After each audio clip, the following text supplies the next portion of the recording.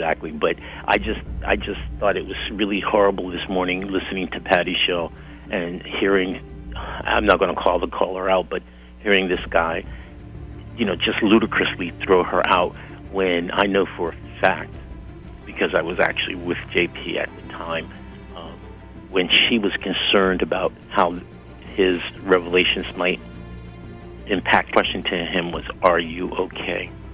And then she supported him in his efforts.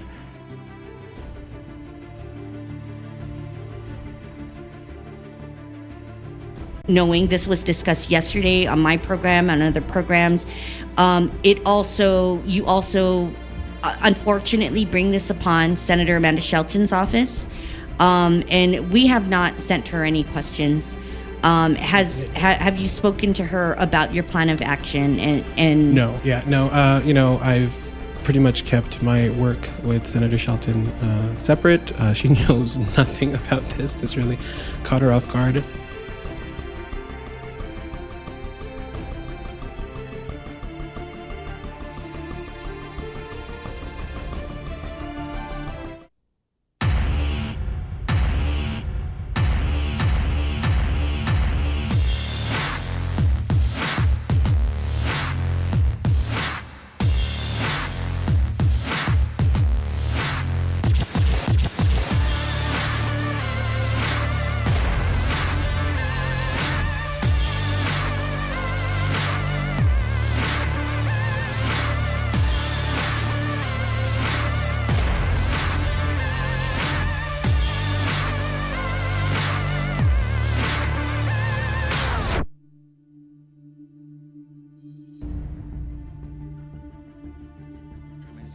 But also with this, what if that was my son in those pictures?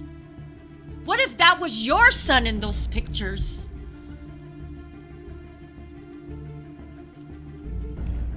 All of this hoopla, having an affair, up the ass, all of that. You know what? Our governor, Leon Guerrero, has proven her insufficiencies in helping the people of Guam. She's ran away from us, asking questions. Why do these rich people get their taxes silenced? They don't have to pay, or they only have to pay a fraction of it, and then they get major contracts. She has not helped the children who can't afford uniforms. I know. I just want to apologize. I don't mean to disrespect anybody, especially the congressman. I wanted this, but I'm angry. I'm angry because of the bullshit.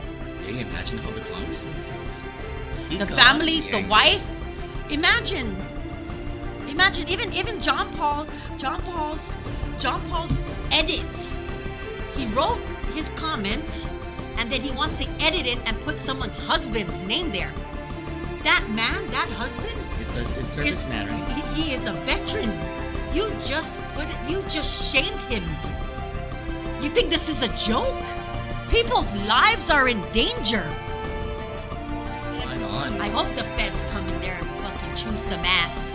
I hope they freaking worry if they dot their I and cross their T's. So the congressman. But I knew this from the get-go. Even the person that came here telling me we need to move on this and get JP on our show. Fuck you. I am completely ashamed with our leaders.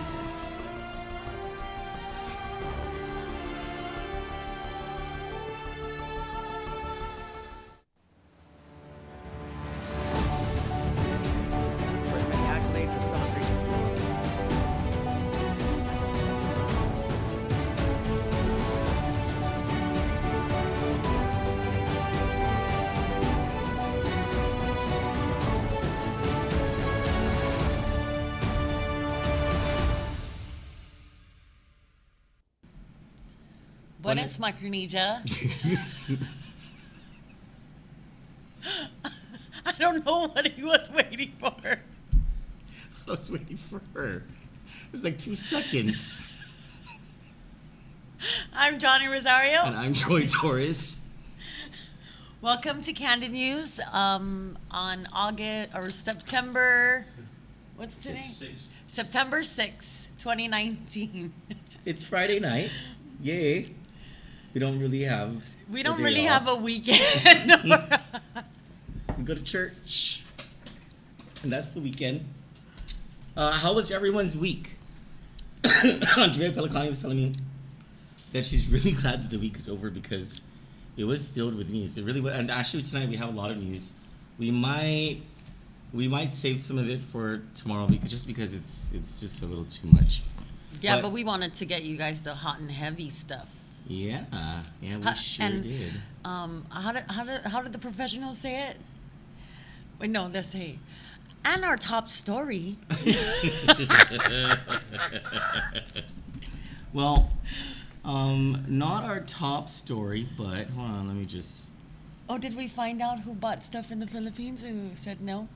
Oh no, we haven't gone through the expenditures. I have to ask permission for every one of those that I try to open. I think it's because they sent it to us on Google Drive or something. Okay, but they gave me TMB zone right away when I request for access. Oh, okay. So okay. all we have to do is just request access, and then they'll grant it I to guess us. they don't like TMB right away or something. Yeah. That was kind of fast, huh? Yeah. Well, we're gonna get into the Guam Election Commission and how they're screwed up. But first, today, the governor proclaimed Recovery Month. And hold on, okay, let me just call because she said she was gonna send over. She said she was gonna send over the proclamation because I wanted to read you guys the governor's proclamation of Recovery Month. Troy, it's too late to call them. Oh, they're public servants. Oh. Yeah. And after this story, I'm going to tell you a story about a late night call I got from Patty Arroyo 8 years ago regarding a certain lieutenant governor's wife.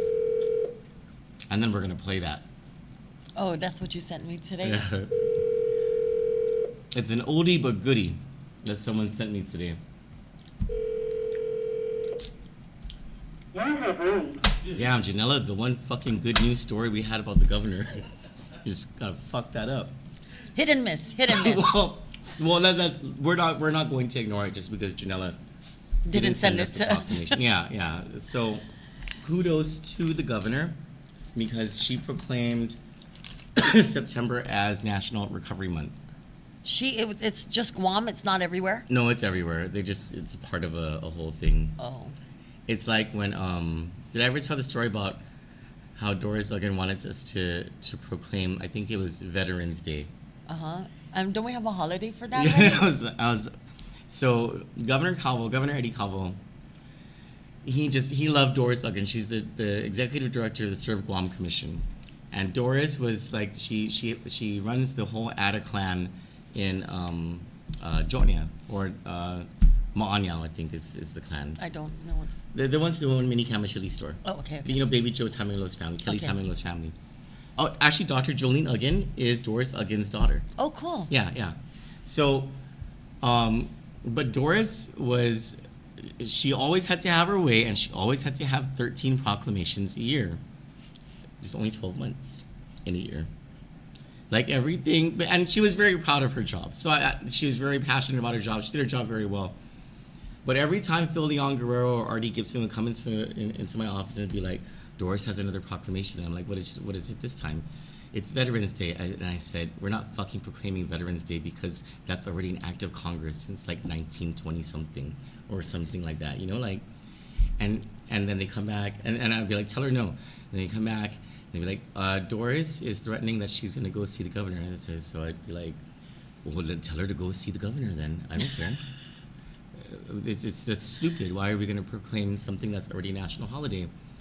And then the governor called me. He's like, bud, can we just do this to make Doris happy? Because she does a good job. I'm like, Governor, before you know, she's going to ask you to proclaim Christmas. Like proclaimed by the governor of Guam as though Christ was not born 2,000 years ago, and it was proclaimed by the Gospels. And he got a good laugh out of that. And he was like, come on, bud.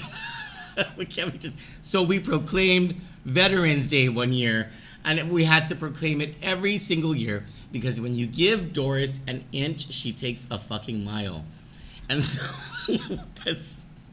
But I like her. I really do like her as a former coworker, and as a person, she's very passionate about things. Anyway, short story for the night.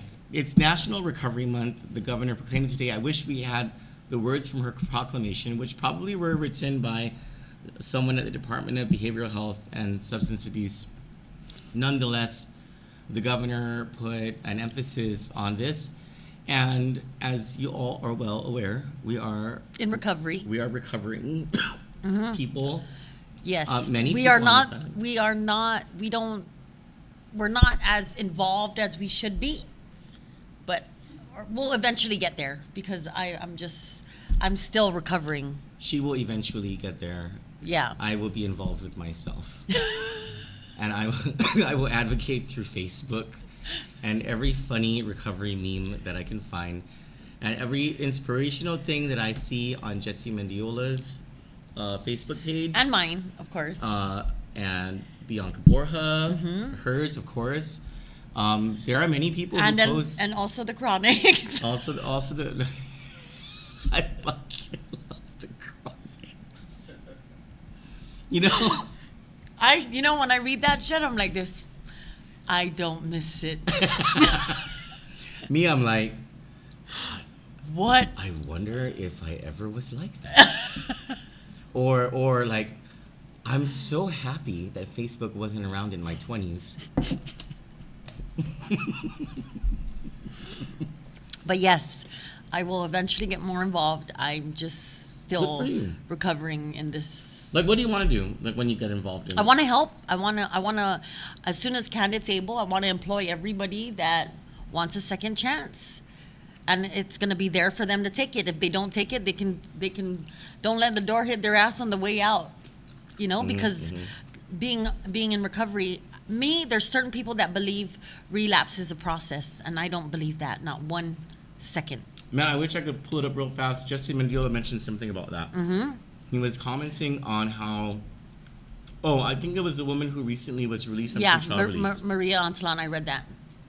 And how she She's sincere. makes a promise and she's sincere. And Yeah. Jesse says something like, you cannot be sincere if you have violated your conditions 3 times. Mm-hmm. That's not a sign of sincerity. It's a sign that you'll say anything to get out. Yeah. And maybe that's not the best thing for you, and you need to face your demons, maybe in jail and away from these forces. You know, when you're an addict, right? There are a lot of things besides yourself that you cannot control, or that may seem like you cannot control. It takes so much discipline and self-control to control yourself alone. Yeah, but then you can also, your friends can block people from trying to contact you too. Yeah, I didn't know my WhatsApp block list was so big. And I was like, why? You know, normally it's my boyfriend who blocks guys, right? On my Messenger or my WhatsApp. And I'm like, how come all of these girls who are druggies are blocked from my WhatsApp and my Messenger? Because that was me, Cello. You're not going to get any of your fucking time or money.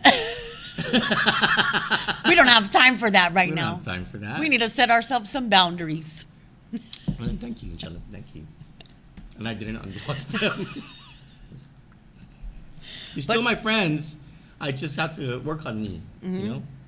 I have a lot of plans. I'm just lazy too right now, and focused on Kandit and loving my life right now. I really love where I'm at mentally, emotionally. Good. Yeah. Good. So thank you to everyone who's helped us along this way. Well, it ain't like an individual thing. If you're a family member of someone or a spouse of someone who struggles through addiction, first of all, if you're an addict yourself, keep that stuff away from someone who is struggling as well. Because how do you expect to make it easier for them? Secondly, if you're not an addict yourself, but you have a loved one who is struggling with it,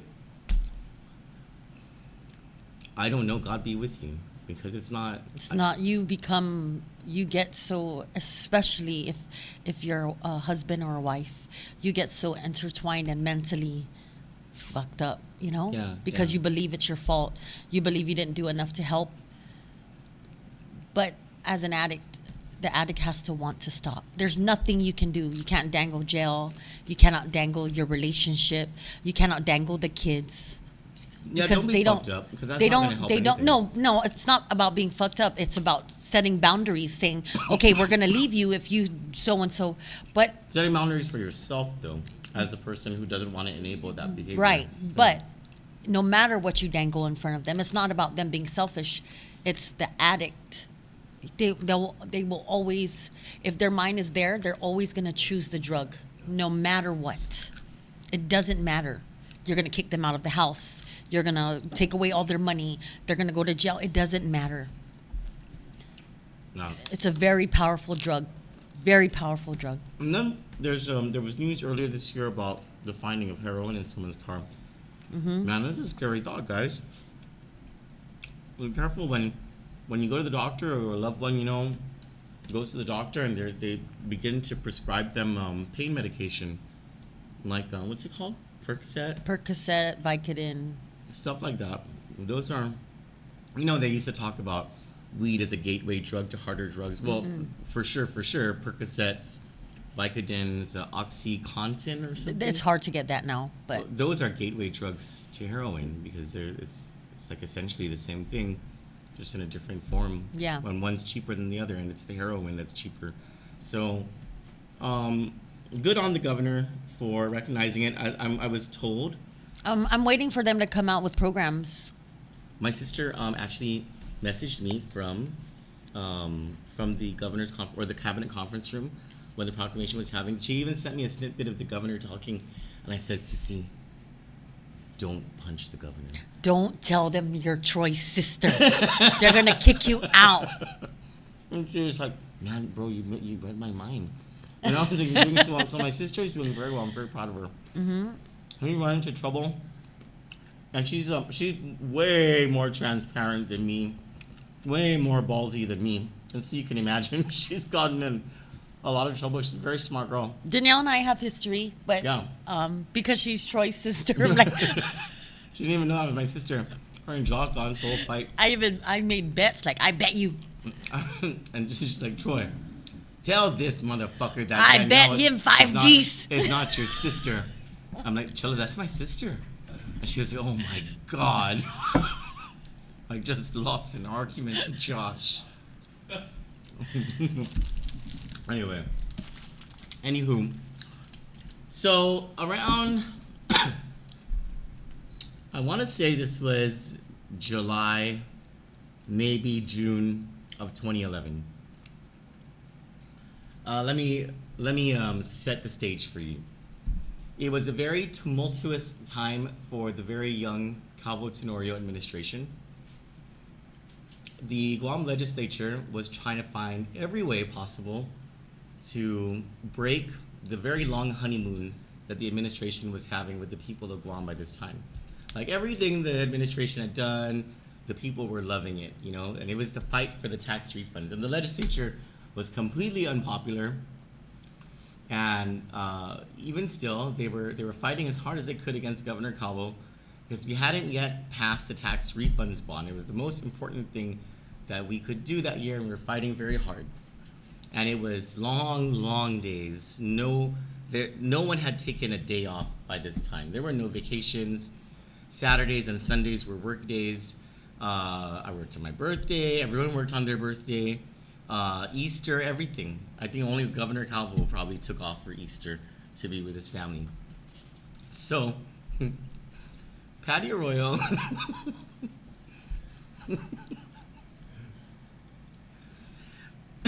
Patty Arroyo calls me maybe 11 at night, because and it was like, I don't know, this shit must have spread like wildfire. It had wings. It was turbocharged. It was maybe 30 minutes prior to her phone call. I got a call from Ray Tenorio, Lieutenant Governor at the time, and he starts telling me this story about how this public safety report that he had his staff draft up, how he was being accused of submitting it as his thesis or his master's degree paper, final paper to get his master's degree. And of course, he doesn't tell me all of the details, which is I was the PR guy. In order to help with the situation, I need all the details. But of course, he doesn't admit all the details because, well, he's a fucking dakun. And the allegations were that he plagiarized, meaning he turned in a document that he didn't himself write, which was true. It turned out to be true. But he still got his master's? Yeah, he still got his master's. Because, and you'll hear why. I don't know if you remember this. I don't know if you guys will remember. I'm sure if you were in Guam around this time, you will remember this. So,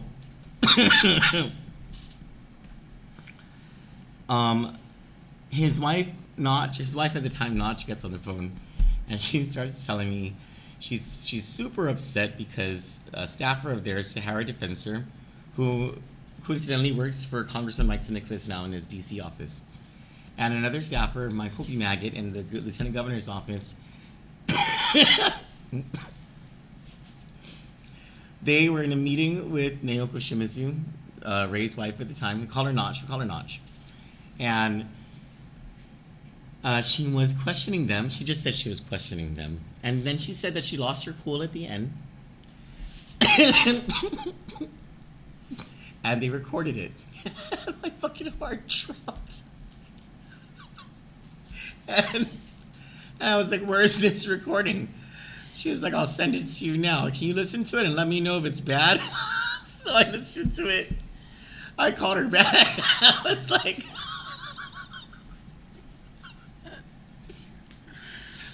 Notch. Man, that's really bad, sister.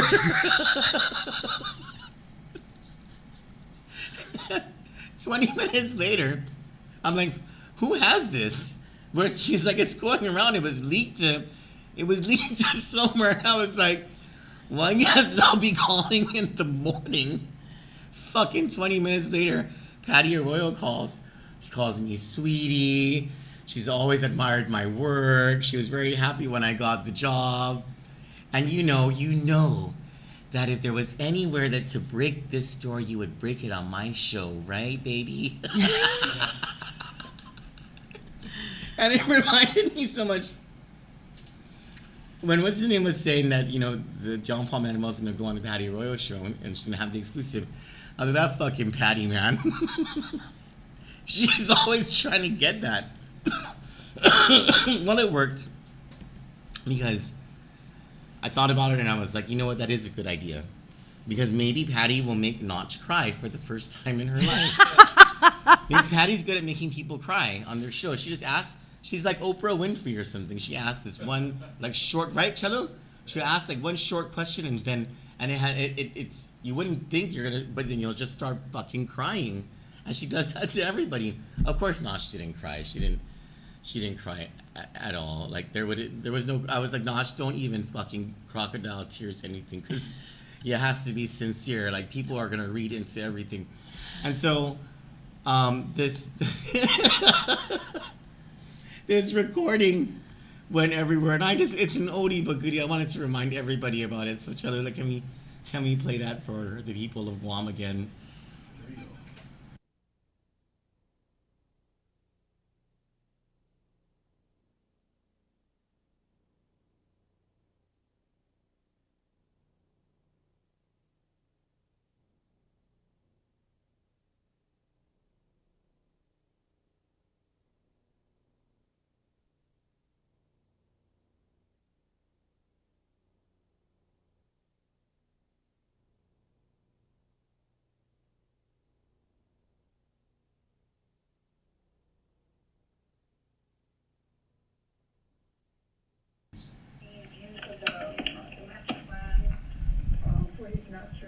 Program, things like that. And he said, especially against Alex Frank. Just want to hear what happened. Well, basically what happened was When you say we, the two of you? Yeah. Okay. We were having real major anxiety over this thing. Okay. And What was the major anxiety? that You guys thought that he was going to use the master plan for his mattress pieces or something? yeah, Okay, all right. And then what steps did you guys take? we told Eric separately. Okay, and then? And then I guess what had happened was it didn't necessarily we didn't go to Frank's, it somehow, I had this really anxiety attack one day, and I was talking to Phil about it. Okay. It seems like everything happens in this place, it's always Philip and Troy. I'm so getting tired of those two. Anyway, go ahead. So, I guess kind of word got to Jessica, and, From Philip? I guess, and, Frank had asked to meet with me. He did not know exactly what was going on, and I met When with did this him happen? When did Frank ask you to meet with him? on Saturday. Okay, and you didn't think that was odd? You didn't think you should tell Eric about it? Your supervisor or the chief of staff or your boss, which is lieutenant governor? No. No. Okay, you didn't think it was odd for Frank to ask you to meet with him? Well, Jessica was saying, I think you should meet with Frank, kind of thing. Good, yeah, well, that's good for you. You're definitely years hard work, and, anyway, okay, go ahead, and then what happened? So, I was really getting very nervous because she was just, Sahara, this is your life. You can't claim duress.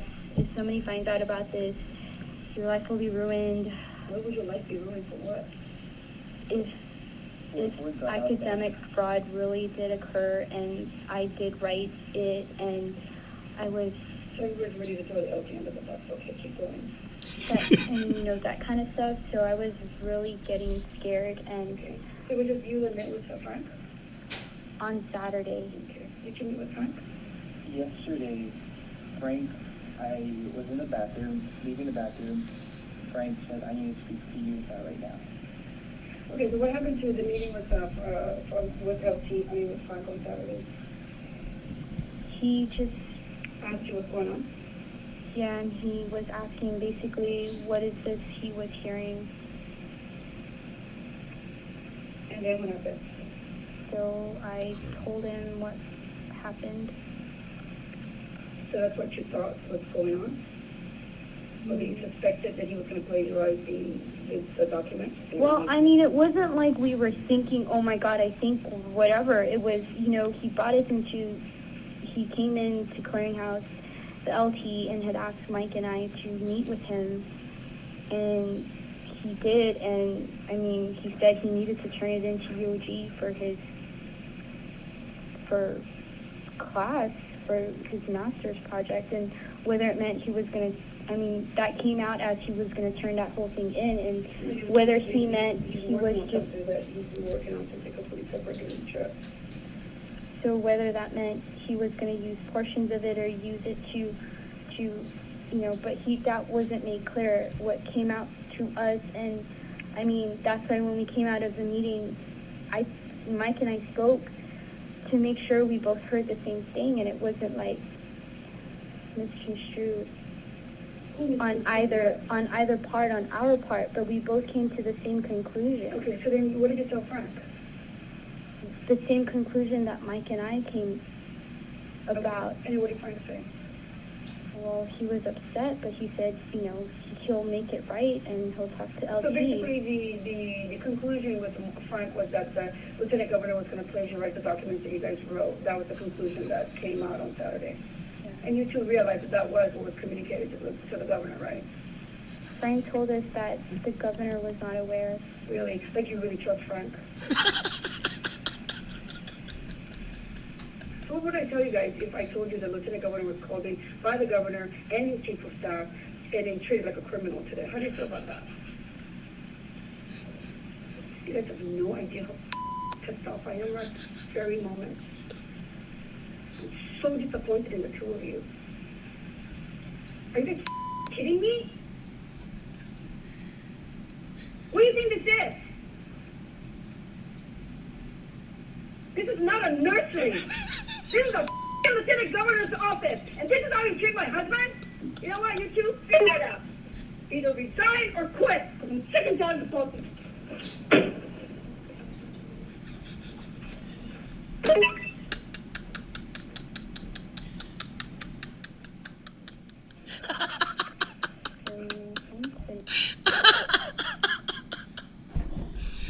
When I first heard it, I know Notch didn't. She had no choice but to send it over to save her fucking ass because I was the communications director.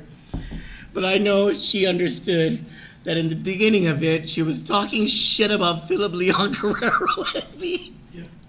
When she said Philip and Troy, why is it whenever something goes up, it's Philip and Troy? I'm so tired of those two. Because our job is to promote the governor, not the lieutenant governor. Like they're a team. That's between the two of them. But hey, the people elected the governor. So we would call block the fucking lieutenant governor whenever he wanted to be in a picture or whatever. Like, hey, we only said it's the Calvo Tenorio administration, okay?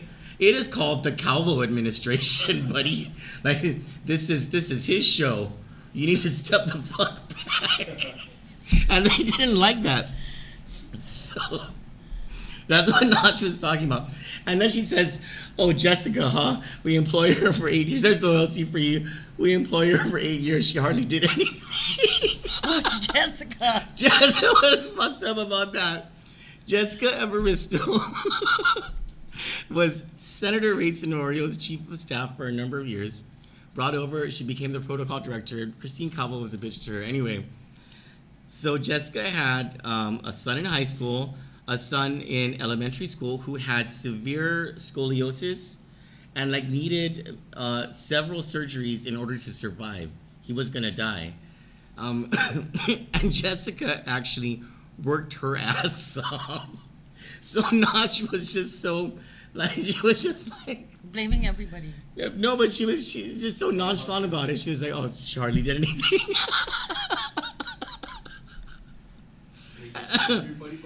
And then when I was listening to it for the first time and I heard her start to raise her voice, I was like, oh boy, here it comes. And then she started cussing, and then I was told, so I don't know if you could hear it clearly from the recording, but there's one slam, but there's a second slam in the audio. Now, the first slam was the door to the Lieutenant Governor's chambers slamming behind Notch. And I wonder if this is still there. The second slam was her throwing her fist into the drywall. And there's an actual, like, hole? There's a hole. Yeah, because she was that pissed. She was super violent about the whole thing. Of course, they didn't tell me about that part. We had to hear it from the staff. And I was like, does anyone else want to leak any information out of this office? Can I at least have a little bit of notice? Not like 20 minutes heads up before Patty Arroyo calls. You know, would anyone else who is not working on tax refunds at this time like to tell me about your stupid fucking scandals that are going to get in everybody's way? And so after that... So who leaked that? It was either Sahara herself or Natalie Kanatsu. It was one of those, like, political people. I don't fucking blame them, because that was pretty bad. So, of course, Ray Tenorio didn't have the balls to call Eddie Calvo, so I had to call him. And the guy has a temper, okay? He does not have patience for that kind of stupidity. And we were in the throes of a huge political fight between the governor and the legislature. And so it was, I don't know, 10:45 at night or something. It's right before I called Patty Arroyo. Matter of fact, Patty Arroyo was calling while I was on the phone with Eddie Calvo. It's like, Governor, Patty Arroyo is calling me right now. He was like, oh, should you answer it? I'm like, I think so. Okay, bud, just let me know how it goes. I said, I'll tell you exactly how this is going to go right now. It was Natalie that leaked it. Oh, yeah? Yeah. You got the confirmation? Yeah. Oh, did that just come Yeah. in? Oh, Yeah. okay. So, so I had to tell Eddie Calvo about it, and he was like, oh. He goes, I didn't know about that, but I think he was lying. But he said, I didn't know about that. Why he's not saying that? I'm like, I don't know, Governor, but we need to get rid of this. This is like a monkey on our back right now, and we don't need it. The So story how did needs you to fix die. it? I told Nash she had to tell the truth. And she was like the whole truth. I was like, yeah, you got to say you're sorry. She goes, I have to apologize. I said, no. You have to say you're sorry. You have to say, I'm sorry. And she was not loving that at all. She was bitching at me the whole time. And I had to go with her into the studio. And I've never seen that woman so humbled in my life. But I had so much respect for her that she did that. Because she didn't need to do that. Her husband was the dumb fuck who asked his staff to fucking write up a report and then he's going to turn it in as his document. So I think, I'm not sure if like he ended up not turning it in and it was as a result Notch of this. wrote his own. Wrote a new one. Yeah, probably Notch wrote a new one because she's smart and he's not. But I mean, it's your spouse sticking up for you, right? Except that she was using government resources to do this, and she wasn't even a government employee, at the very least the supervisor for these two people. To their credit, they didn't actually fire Sahara and Mike, but I'm sure they made... I didn't pay attention to what was going on in the lieutenant governor's office because I didn't care. But I'm pretty sure they made life a little more miserable for those two. They ended up leaving. I think they both went to law school, and I think they're both lawyers now. Anyway, this has no relation to any of the news whatsoever. I just thought it's Friday night. It's And fucking so on funny. to our top stories. So, Senator Regine Miscoli, we talked about this morning. We make fun of her a lot, and we criticize her a lot, especially for the crappy role she played in the whole war claims thing. You know, the rush to vilify Congressman Mike Nicholas and take credit away from him and give the credit to the legislature and to the governor for the war claims thing. What she did there was pretty shitty. And then for the role that she's alleged to play in the latest debacle against Congressman Mike Nicholas, and it's simply because she's rumored She says no rush to judgment. to be mounting a campaign against him for Congress. So fair is fair.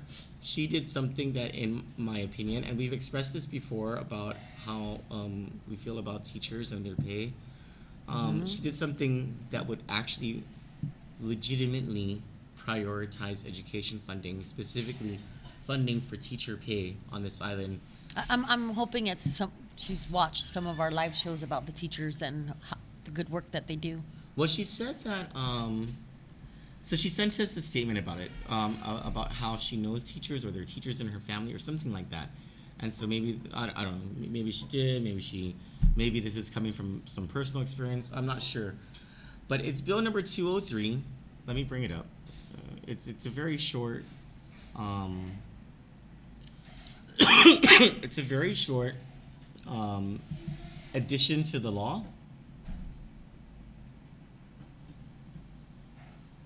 You can cast to my screen, Chilo.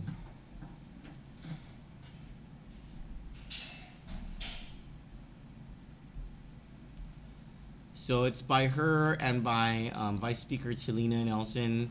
Vice Speaker Nelson comes from a family of educators. Her late grandma, Gloria Nelson, was a longtime teacher, principal, DOE director, and Board of Education chairwoman for the longest time. Her grandpa was an educator all his life prior to serving in the Guam legislature. Her aunt Gwen has been a lifetime teacher. Anyway, so here is the addition to the law regarding what is this? Regarding employee organizations, basically the Guam Federation of Teachers. Notwithstanding the limitations of this section or any other provision of law, rule, or regulation to the contrary, an employee organization representing teachers and support staff, i.e. GFT, employed by the Department of Education that has been granted exclusive recognition shall be permitted to negotiate the salary of the teachers and support staff represented by such organization on a triennial basis. So first of all, if this bill passes into law, teachers and support staff might all want to sign up for membership with the Guam Federation of Teachers. Secondly, if you do that, they will negotiate your salary every 3 years. Third, and perhaps most importantly, as long as the negotiations are going in good faith, you can be assured of hefty salary increases because the GFT will be the one negotiating with the Department of Education. And what people might not see from the language of this bill is this simple fact. This dramatically, it's a game changer. It changes the fiscal policy of the government of Guam, like forever. What this does is it makes teacher pay the very first priority in the budget. It even puts it ahead, well, no, it cannot be put ahead of bond covenants because those are already contracts. But the GFT and the DOE would negotiate, the legislature is giving away the power to set salaries to the GFT and to DOE, and essentially saying, you come to us with whatever, and we're going to have to adjust the budget in this way, because once that salary is negotiated and those contracts are signed or whatever, those become like property rights for the teachers and the support staff. You cannot take it away. It'll be owed to them. And so the legislature will be forced to adjust the budget in whatever way it needs to in order to make that happen, whether that means cutting from other areas or increasing revenue in order to make that happen. It is a dramatic shift in fiscal policy in the government, and it is, when they say, you need to make education first, this is actually a way to do that. It's a real way of doing that. Now, I wasn't sure, here's the part where we beat up on Senator Regine Lee. I wasn't sure whether she was smart enough to understand that, but apparently she was. So we asked her, hold on, where is... We asked her, oh, there it is, a couple questions.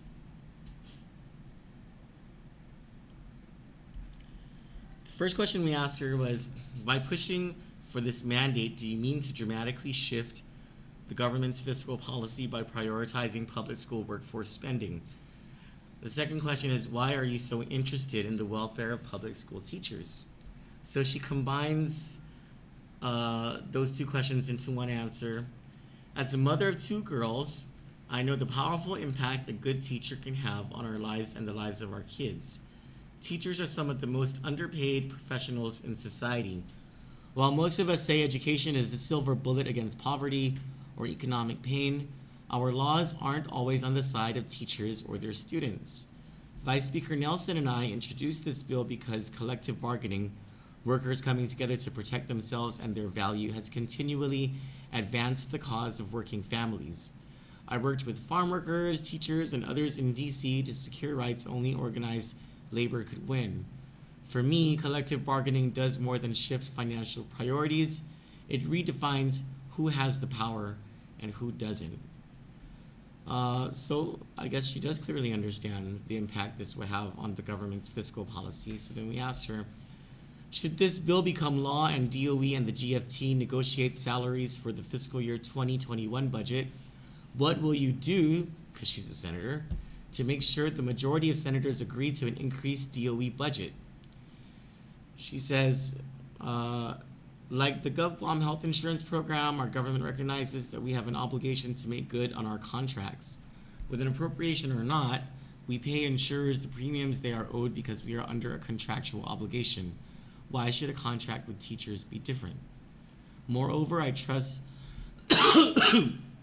Guam's teachers to know what is reasonable and responsible. And then we asked her, are you willing to force cuts in other areas in order to see this through? She says, I'm willing to make teachers and their students a contractual priority. If doing that means other things must become less important, so be it. Direct answers from her. I gotta admit, pretty good move, Senator Lee. We also asked the governor's office, because they have to deal with the fiscal impact, of course. And wait, where is that? We asked the governor's office if the Guam Federation of Teachers and DOE are allowed by law to negotiate teachers' salaries. Is the governor prepared to make significant cuts to other areas of government spending? Where would she cut in order to achieve the budgetary means to fund dramatic increases to teacher salaries? And does the governor believe teachers should be paid dramatically more than they are making now? If so, what has been her plan to fund such an increase? Now, Janella said she was going to send something over, but she never did. But on the phone, she told me that the governor has already issued her plan, which is for the Hay study. That's what it's called, the Hay study, right? The new Hay study to increase pay for teachers and other professionals in Gov Guam. And so, yes, the governor is interested in seeing teacher pay go up. Now, while Janella didn't exactly answer the questions, at least we know the governor wants teacher pay to go up. How she's going to do it is a different story. But at least we know from Senator Regine Lee that if push came to shove, she'd be willing to cut in other areas in order to make this happen for teachers. So Gina Call, if this becomes law, a lot of things that we talked about in the Education Reform Task Force would actually come to pass. Congratulations to DOE's teachers on the introduction of this bill. Deserve it. Yep. Yep. Can we take a break? Because I've been doing all the talking and my throat's hurting and I need a cigarette.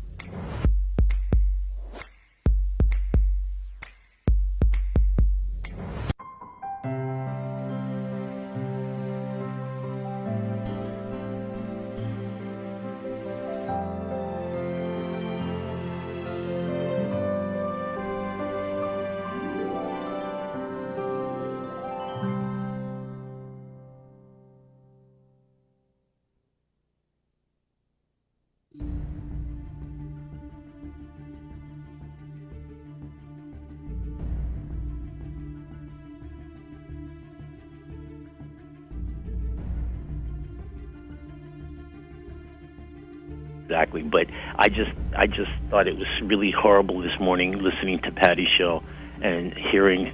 I'm not going to call the caller out, but hearing this guy, just ludicrously throw her out when I know for a fact, because I was actually with JP at the time, when she was concerned about how his revelations might impact. Question to him was, "Are you okay?" And then she supported him in his efforts.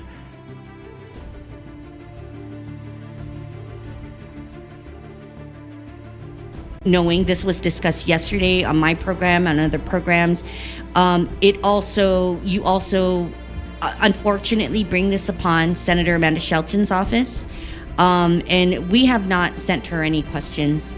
Have you spoken to her about your plan of action? And No.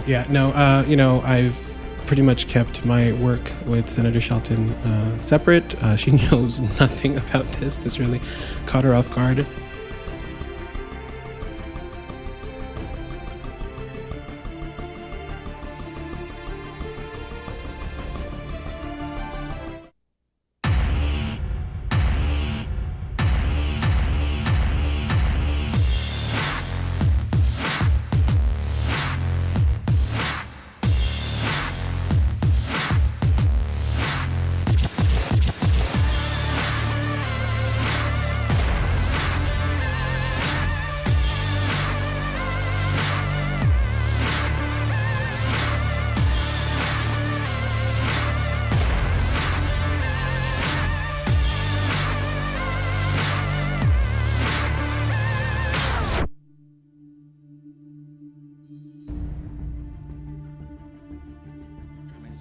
But also with this, what if that was my son in those pictures? What if that was your son in those pictures?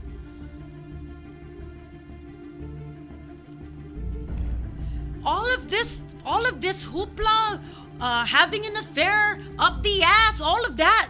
You know what? Our governor, Leon Guerrero, has proven her insufficiencies in helping the people of Guam. She's ran away from us, asking questions. Why do these rich people get their taxes silenced? They don't have to pay, or they only have to pay a fraction of it, and then they get major contracts. She has not helped the children who can't afford uniforms. I know. I just want to apologize. I don't mean to disrespect anybody, especially the congressman. I wanted this, but I'm angry. I'm angry because of the bullshit. Hey, imagine how the congressman feels. The families, the wife. Imagine even John Paul's edits. He wrote his comment, and then he wants to edit it and put someone's husband's name there. That man, that husband, It's service man, right? he is a veteran. You just shamed him. You think this is a joke? People's lives are in danger.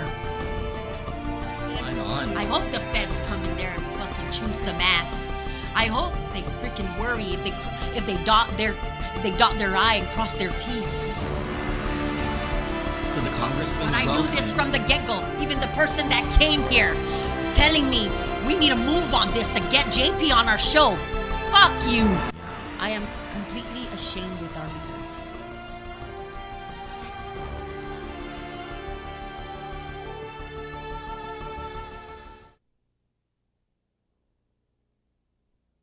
So the BPT of 5%, do you think that can already be brought back to I have made my 4%? position about that, and I have said that I don't want it rolled back.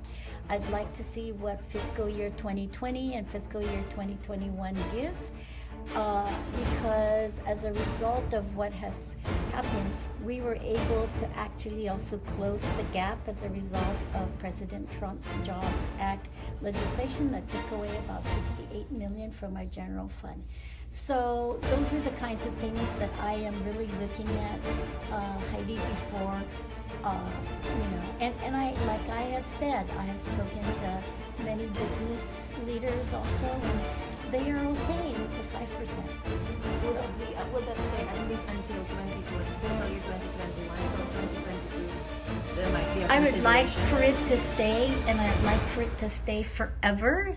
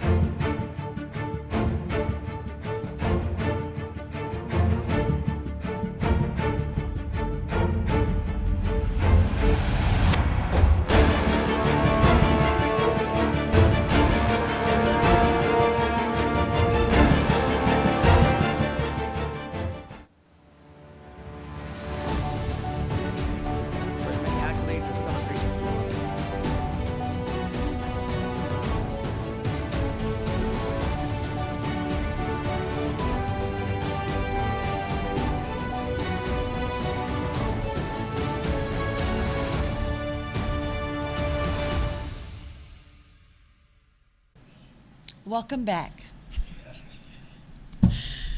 Kandit has followed up on a story from the other night regarding Dr. Jolene Uggan. When I say Kandit, I mean Troy. No, Kandit. Came from Kandit's music house. We sent it to Lillian. Lillian Posadas over at GMH, and this was the email. We're following Maravic's story in the Pacific Island Times regarding Dr. Jolene Uggan's pay and duties. A source wrote to us that some of the information listed in that story are inaccurate. May you answer our questions on this subject. 1. What does Dr. Uggan make in total per year, all salaries, contracts, etc. from GMH? 2. What are her roles at GMH? 3. Do her administrative roles take away from her clinical role as a specialist in her field? Why is it so important for her to have these administrative roles if she's needed more by her patients? 4. Why is it that one of her subordinates was earning more money than she was prior to the raise GMH authorized for her administrative role? Number 5, what exactly does an associate administrator for professional services do? Why is that role so important to GMH operations? 6, who else at GMH has similar employee-hospital relationships where they draw both on an administrative salary and a clinical contract? Who else bills concurrently through their private practice? 7, is the hospital concerned that Dr. Uggan's workload may be a bit too much for one person to handle? Is there a reason she has to function in so many different roles at GMH? Lastly, the Pacific Island Times article singles out Dr. Uggan. Some have criticized the combined compensation level she receives. Is there something to be said by GMH management regarding its pride that a local girl has attained such a level of success and earns a salary commensurate with her unique talent and skills? I would just like to say that this is a Chamorro lady, a Chamorro woman who got an education. A big education, right? Yes. There's a couple of Chamorro women. One of them is Mofness. She's a doctor? Yeah. Okay. Right? Her. There's a couple of them that's our age, Troy. No kidding. Yeah. They're like our classmates? Yeah. Oh, cool. Yeah. So, they may not be a medical doctor, but they got their PhDs. There's a lot of Chamorro women. My sister, Nanit, right? Yes, we're trying to get her over here. She's an epidemiologist. That's sorely needed on Guam. Yes. So I just want to say, I don't want to take away from her at all. Well, why was she singled out is what I'm wondering. Because there's others who make more money than that at GMH. I'm just wondering, why was it a Chamorro woman who was singled out? And you're right. We should be proud of her. Mm-hmm. Very really proud of her. I mean, we'll look into the three anything. messages that I received from about this story we did last night. The 3 people that did message me said that she's a wonderful doctor. They Good. are very happy, whether whether she took care of their loved one or them. I think one of them is themselves, and then two of them is their parents. And for all of us smokers, we're gonna need her help one day. A pulmonary what? Respiratory something? Yeah, she's a specialist in the lungs I believe so. or something like that. Yeah. We'll be in your office, Doc. Unless So you I quit just want to. smoking I don't first. want to take away from her. I mean, Well, we'll also wait for Lillian's answers to these questions. Yes. You know, and maybe there's a very good explanation for all of this stuff, but maybe the explanation is just as simple as she earns that money. and then we also need to look into GMH and why they would need her to wear all these hats, because we don't want to tire, make her tired. Yeah. Burn her out too quickly. Yeah. Yeah. Thanks, Chelu. Our next story. Oh, wait, hold on. Yeah, I had to do that one because he said he was talking too much in the last round. Yeah.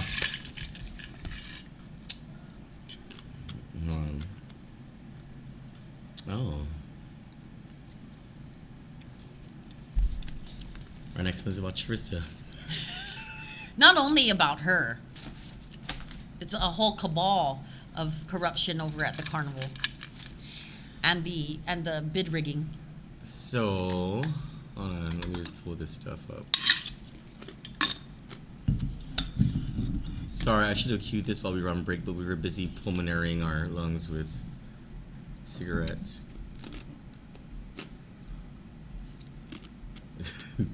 Son of a bitch, this stuff is always buried. There we go. It's okay. This one, right? Yeah. Yeah. Download. Yes, save. Yes. Download. Yes, save. And this one. Download. Save. Did I download this one? Already.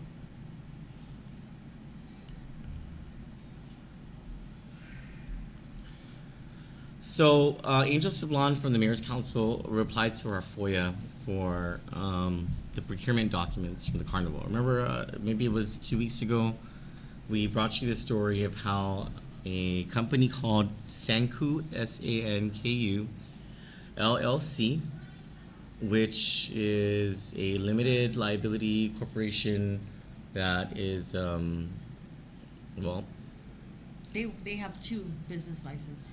yes, and the prison's deputy director, Joey Terlahi, and Lieutenant Governor Josh Tenorio's sister, Charissa Tenorio, who also works for, Pito Terlahi. yes, it's the chief. Is she the chief of staff or I something? have no clue. She works for Senator Pito Terlahi. She's like high up there, or whatever. They own this company, and they got the contract for security services. I can't remember the total amount. I think it was like $60,000 in total that they got for carnival operations security between June and August, if I'm not mistaken. And so, I mean, on its own, it just seems to present a major conflict of interest, since the amount of Including the cutting, the bush cutting. and so that was a separate one for like, was it 50 some $1,000 or something like that? So yeah, there's a separate company called Comfort Cuts and something I can't remember. Anyway, that's the record of it shows that Charissa Tenorio is the person behind it. Again, the Lieutenant Governor's younger sister, and we just thought that it was just a conflict of interest issue, and we didn't even consider that other illegal things would be happening with this whole contract. It's pretty bad, you guys. So first of all, you have to consider that under our procurement laws, if something costs under $14,999 or less, then you can get 3 quotes and you go with the lowest quote, right? if it's $15,000 or more, it has to be put out to bid, or there has to be an RFP process or something. Both of these contracts were for amounts exponentially above that $15,000 threshold, and so they should have been put out to bid. What we found out in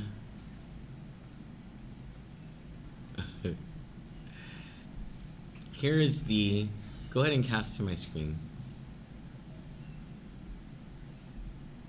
This is the request for quote that the Liberation Committee put together for security services. It says, please respond by close of business Tuesday, May 28. If there is no proposal, please fill out blank fields and respond with no proposal on the amount line.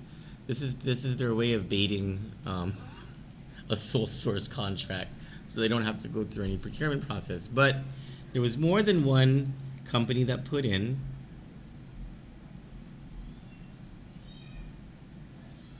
Keep going down. Oh shit, that's right. Oh, I forgot. There we go. So this was the submission by Sanku LLC from June 9th to August 7th would be the period. They put in a cost per guard per hour of $12.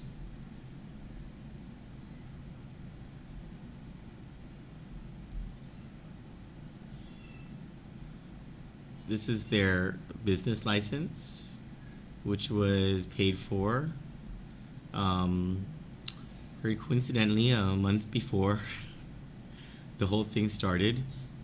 And as a project management consulting firm. It does not say security services as their type of business.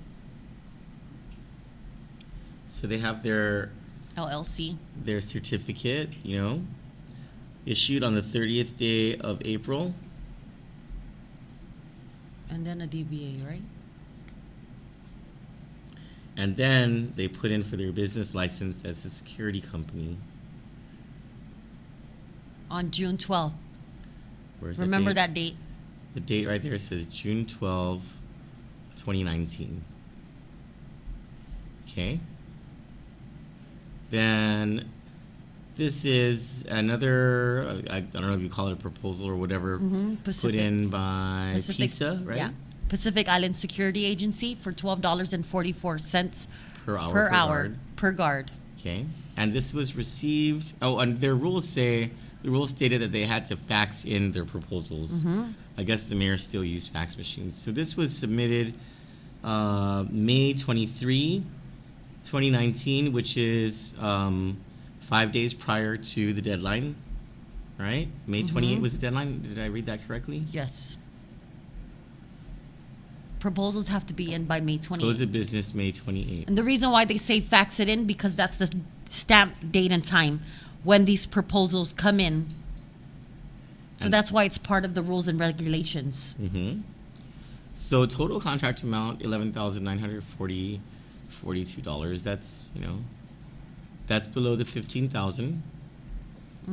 So here's their business line. They've been in business forever. That's pizza. We're all aware of pizza, right? And there's G4S Security Solutions or Secure Solutions. Theirs comes in at $115,827.26. $21.68 per guard per hour. Theirs comes in May 29. May 29. Is that 28 or 29? 29. May 29. So they're even 1 day late. No, it's 28. That one's clearer. What is that at the top? That's the fax. I don't know. From Mayor's Council fax number. I don't know. There's two. That's weird. Well, maybe the mayor sent it to somewhere else. I don't know. Well, anyway. Well, this one says May 22. I don't know. But it's definitely way before Charissa Tenorio's company submitted theirs on June 12. Well, okay, hold on. They got their business license on June 12, right? They got their business license on June 12. There's no fax. We don't know when they submitted their $12 proposal in which they don't do a whole amount for the 2-month period. They just put $12 per hour per guard. And we don't know when they submitted this because they didn't fax it. And that's part of the regulations in providing this proposal. But we do know that the services, according to their amended proposal, were to start on June 9. And if they didn't have a business license for it until June 12, how the fuck were they getting paid legally between June 9 and June 12 for these services? Not to mention, that doesn't even begin to look into the matter of the cost, the total cost of this contract and why it didn't go through a bidding process. And also... Did this come in after everybody else? Look who was received by. At the bottom there, the business license. Received SMO. SMO? What's SMO? Sinohanya Mayor's Office. Sinohanya Mayor's Office. And Angel did state that if we had any questions about Sanku, we would have to speak to Robert Hoffman. To Mayor, which I was wondering, why would we have to speak to Mayor Robert Hoffman about it if he's the one providing? Angel should be providing all the information, right? Right. So, this is fucked up. This is illegal activity. This is, well, it's bid rigging is what it is, using public money. And this is not the only one. The next one, the ground maintenance one we have is also... Let me see. Where is that one? This is crazy, bro. Right? Is it the portable toilet one? Mm-hmm. Portable toilet rentals. We can go back to the screen now. So same thing, it's due May 28. Same dates and stuff. So here is the proposal from Total Malik. It was not faxed. They have a proposal amount of $20,450 already above the $15,000 threshold or the $14,999 threshold. Was hand delivered They have their business license. June 8th. Troy, go back up. Hand delivered June 8th, Right here. 2019. Mm-hmm. And it was due May 28th? Yes. Wow. And this underneath this is what is what's fishy. 2 companies turned in a proposal that said no proposal. So they were trying to meet the 3 quotes thing. Mm-hmm. Or they were trying to show that there were no responses except for, what's that place? Total Malik. But the thing about this is that it doesn't get around, like, it doesn't excuse the requirement or not meeting the requirement to put this out to bid because it's over $15,000. It's over $14,999. And then, do we have this stuff on Comfort Cuts? I don't remember.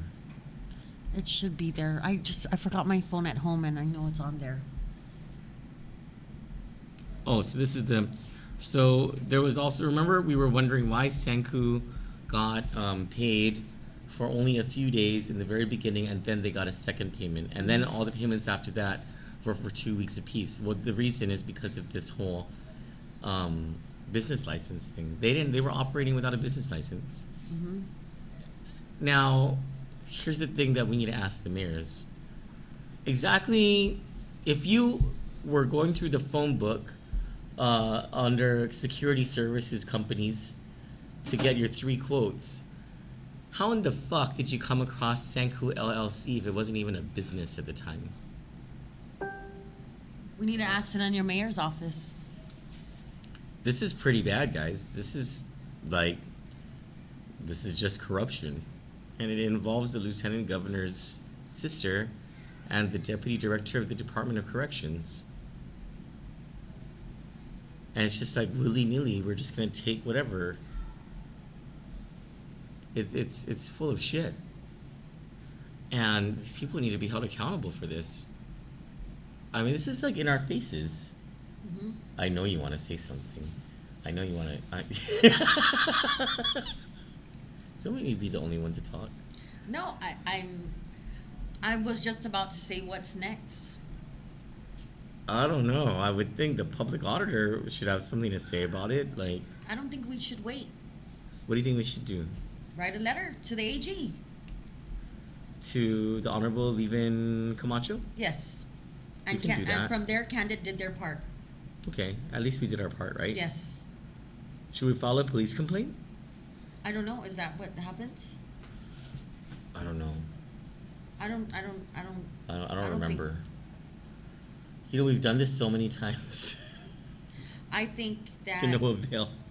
I know in order for the feds to get involved, they would have had to receive some kind of money through the feds, right?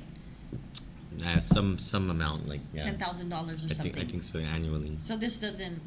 I don't think they have Shucks. federal funds. Shucks. Gambling funds. Shucks. I wonder if there's something real about receiving gambling funds. Because the carnival, like a big part of it was that gambling permit that they got. I don't know, guys.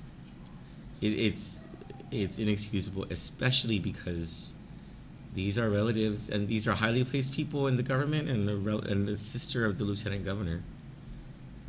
It's like they're not even trying to hide it. Yeah, right? Chelo's saying it's like they're not even trying to hide it. They're not. They don't care. My goodness. So how much total in funds did they receive? I think Sanko was like between 60 and 70, if I'm not mistaken. Jesus Christ. Yeah. And then That is just hashtag gross with a G. Like Carl with a C. Not a K.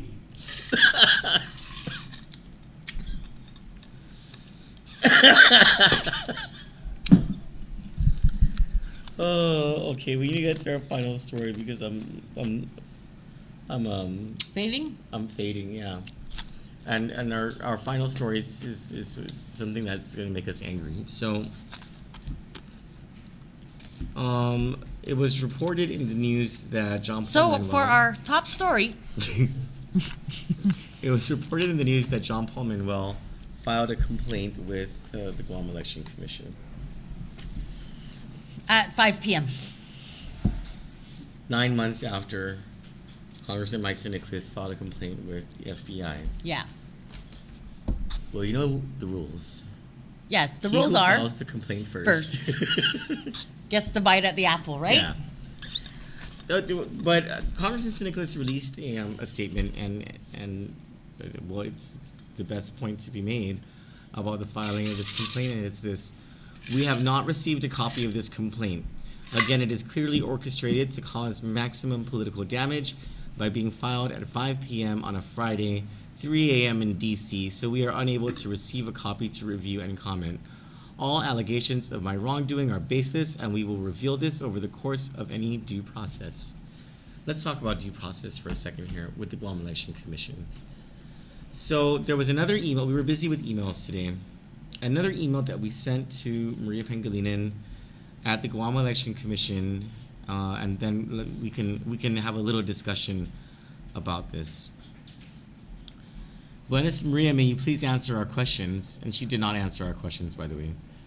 Last year, in the wake of accusations I made regarding election code misconduct by former Governor Eddie Calvo, former Lieutenant Governor Ray Tenorio, Jadine Tuncap, and others, you said on News Talk K57 that the GEC was not officially aware of these accusations, and in the absence of an official complaint, the Commission could do nothing in the way of an investigation. A couple days ago, you told Patty Arroyo on the same program that based on media stories, the Commission will be launching an investigation into alleged election code violations by Congressman Mike Nicholas. Why the difference in the GEC's conduct? What makes this different from last year's nudge to look into improprieties? Number two, according to the election code, the GEC has 13 days from a formal complaint being lodged to launch an investigation. How can the GEC launch any investigation in the absence of a formal complaint? This was prior to news that John Paul Manuel had filed something today. But for the past week, we've been told by Maria Pangilinan that they're launching an investigation based on no official complaint being launched. Right. They just heard it in the media, so they were going to investigate. And so Johnny and I were like, what the fuck? Last year you told us that you cannot just take things said in the media and then you're going to investigate. You have to receive a formal complaint. And apparently that's what the law says. But apparently the law didn't matter today. I guess if they like Jadine Tuncap, they're not going to do anything about a complaint against Jadine Tuncap. But because they don't like Mike Nicholas, And they're we going have to do proof. something. And we have Yeah, proof we they have don't freaking proof. They don't like him. We had the ability. They could have subpoenaed a sitting senator at the time to take his testimony about the illegal conduct of Jadine Tuncap regarding a law that raised our taxes. And the GEC said, oh no, there's nothing to investigate. Nothing. You have to file a written complaint. And we did. And they still ignored it. Now, they're all hot and heavy about these allegations against Congressman Mike Nicholas. And what?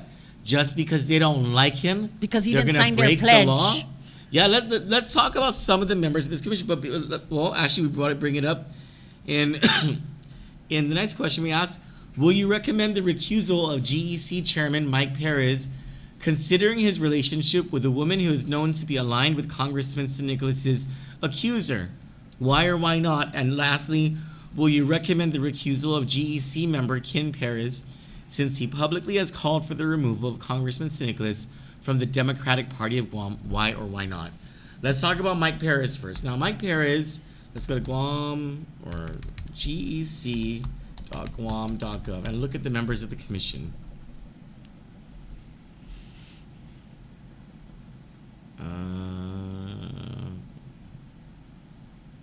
Are the commissioners?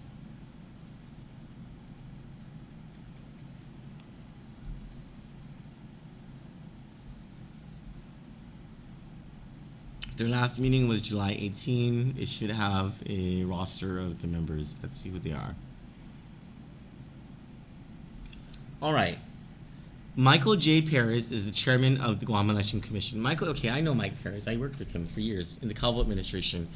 He was the attorney for one of the major drug dealers back in the 90s who went to jail, and he was disbarred because of his conduct, his illegal conduct throughout those proceedings and throughout the investigation. So Mike Perez is a disgraced attorney. He is a dishonest man, and I personally know about his corruption in the Calvo administration. Because he was a lawyer, Governor Calvo used him for legal advice illegally, but he could never practice. He was disbarred. But he was also buddy with Mark Calvo, Ray Tenorio, and all these really bad people in the Calvo administration responsible for a lot of the corruption. He helped to facilitate a lot of the corruption that happened in the Calvo administration. He ended up being the chairman of the Guam Election Commission. Mm-hmm. But so Mike's CD pass is only one part of it. He is the baby daddy of Ricky Orsini, Ricky Orsini's baby. Ricky Orsini is a legislative staffer. I can't remember which office she's at, but she's part of this clique, this John Paul Manuel, Carlo Dizon, Tessa, all those people, right? Part of that clique of people who don't like Mike Nicholas and for years have been bad-mouthing him and spreading all of this political gossip or trying to make a big political scandal against Congressman Mike Nicholas. So obviously, Republican member Michael Perez has a big conflict of interest in this matter, and he would absolutely want to sanction Congressman Mike Nicholas and make sure an investigation goes against him. But it's not just him. Alice Tyron is the vice chairman of the commission. She's a longtime Democrat. I don't know where her allegiance is. Pat Seville is the independent member. I don't know where his allegiance is. I don't know who Gerard Crisostomo. Oh, is that Jerry Crisostomo from the Republican Party of Guam?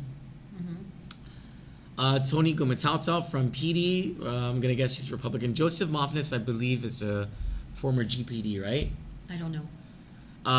Well, Ken Perez. Ken Perez, the former chairman of the Democratic Party of Guam, former chief of staff, longtime chief of staff to former Congresswoman Madeline We have the Bordallo. 2016 where he asked Mike to remove him. That's in the WhatsApp, right? Yeah. In the WhatsApp, in the Facebook. Go up. It's up more. Up. Or maybe down. I think it's down, right? No. There. Somewhere there. Oh, here. Right there. This is a PNC. Oh, that's not the story itself. There you go with his picture. It's from the Post. Go ahead, fan, and this was not too long ago. This was just a year and a month ago, or a year and a few days ago. It's an August 23, 2018 story by Lanny Walker in the Guam Daily Post. Democratic official wants St. Nicholas's ouster from the party. Can you do it? Mm-hmm. Guam Democratic Party official Joaquin Perez said he will not stand by his opinion that Senator Michael St. Nicholas should be ousted from the party for not signing the Unity Pledge. The Central Executive Committee man said he is drafting a letter calling for the expulsion of St. Nicholas from the party. He plans to present the letter during the next regularly scheduled Central Executive Committee meeting. Perez said it will take 2/3 of the vote of 46 members plus the officers for his effort to succeed. If you don't want to sign the pledge to vote Democratic, then you don't belong, said Perez, who was a senior policy advisor for Delegate Madeline Bordallo. See the connection here, guys? St. Nicholas is challenging Bordallo in the congressional race. And he won. He won by a landslide. He said Monday it's irresponsible to pledge support to a group just because they are of the same party. We should be encouraging the people to support rational candidates regardless of party affiliation. Right. St. Nicholas said when asked why he didn't join the local Democrats' pledge.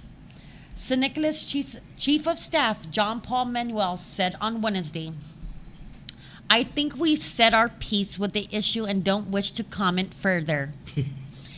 Perez said if St. Nicholas wants to change the party rules pertaining to a fair campaign, then he should vote to change them. Perez said while he feels strongly about the issue, he does not want it to cause too much discord within party ranks. If it is going to tear the party apart, then forget it. And that is exactly what they're doing right now. Yeah, they're tearing their party apart, and all because of their hatred of Mike St. Nicholas. Now, Ken Perez is absolutely biased against Mike St. Nicholas. Like, the Guam Election Commission, its conduct over the past week tells me one thing. They've already written Mike St. Nicholas's epitaph. You know? They've already made a decision about this. Now, hopefully we're wrong. Hopefully cooler heads prevail. Justice prevails, and they find that this is just bullshit because J.P. Manuel hasn't been able to provide one shred of evidence that his accusations are true.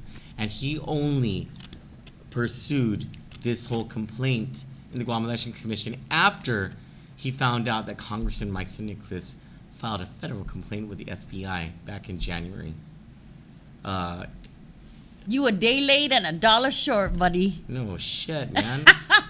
Holy shit. I mean, your credibility it's gone. Like, even this political attack on him, well, first of all, it was so messy. It was so amateurishly done, you know?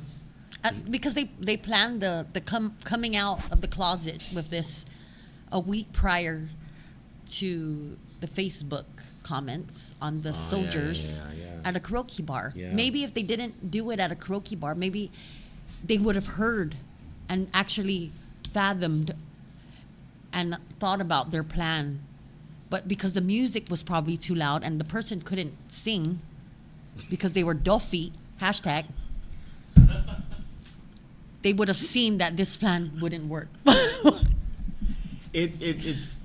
It's crashed down around them, and I don't know what they're trying to do with this whole Guam Election Commission. I guess maybe because their allies are there in the Guam Election Commission, they're just Ken Perez and Mike Perez. I mean, yeah. And just to let everybody know, the feds, they actually trump this. Yeah, where's the complaint? Where's the complaint to the feds? Where's the complaint to the Attorney General of Guam if there's anything illegal that happened here? Maria Pangilinan should have been asking, where's your written complaint, before she committed to launching an investigation. Yeah, on Tuesday. Based on media reports. Because apparently the law does say you have to have an official complaint in order for this 13-day clock to start. I don't know how can we trust this? This is the Guam Election Commission, people. if this is the kind of thing that's going on, how can we trust the outcome of our elections? How can we trust anything from this administration? Look at the carnival. No shit, man. Look at what's happening around us. It's so seedy. And you have good people like Anthony Mendiola who are actually making a difference by doing work that is meaningful, that is selfless, fucking selfless, and only one leader shows up to help him. Just one, Senator Clint Ridgell. There's a Di mamaigo si Zu Ustroy. I wish I could say that thing that the one that translates to, if I gave birth to you, I can, or if I brought you into this world, I can take you right out. It's so poetic when I hear Chamorro women say it. Anyway, there's a 8.5 mile run tomorrow that I will not be in. But in case anyone wants to support the Guam Running Club, and I can't remember what the charity Oh, you're is. not. I thought you signed up for that. No, that's the Conquer. Sign up for Conquer. Oh. That's on the 29th, I think. No, my favorite, my two. I have two favorite Chamorro sayings, but of course I can't say it in Chamorro. And the first one is, "Hey, that girl is like Finadeni. Everybody get to talk." See, right? And then the other one is, and when it's coming from an older lady, you're like, "Fuck you, puta." See now. What's the other one? The other one is, "It's better to be a whore from the waist down than the waist up." Okay? Because everybody knows you're a whore with your mouth, but nobody will know if you're a whore from the waist down. My new favorite Chamorro saying is actually, it's very new. It's very new. It's by someone special. Yeah, I bet. No, man, Puspat says she's greedy. Hey, she's a Christian. But my all-time favorite Chamorro saying is, "Jadananamu." That's as spoken by my grandma to my grandpa. I have a feeling that the only people that is gonna keep this Mike Nicholas shit show alive are those people In the dark corners, right? Yes, and right now, Guam needs to have an open mind, and they really need to. Usually all the ugly parts don't show, because the media, But if you open it up and we're honest and open about it, and we let them know where all these moving parts, because you can get lost in the web. Yeah. If we let it out, if we let them know all the moving parts, it'll make sense. Because a lot of people are saying this doesn't make sense. What the hell's going on? You just gotta. They work it that way. Yeah. They work it that way, so it'll be. So like count on Kandit to give it to ya. What is that line that we have? To shine the light in every dark recess of this island. Or burn that fucking bridge. It'll light your way. Hey. Oh, we're going? Oh, shit. Burn that fucking... Jello, we burned that bridge. Let's go. Wait for me. They all burn. All of them burn. We love you, Guam. Good night. Good night.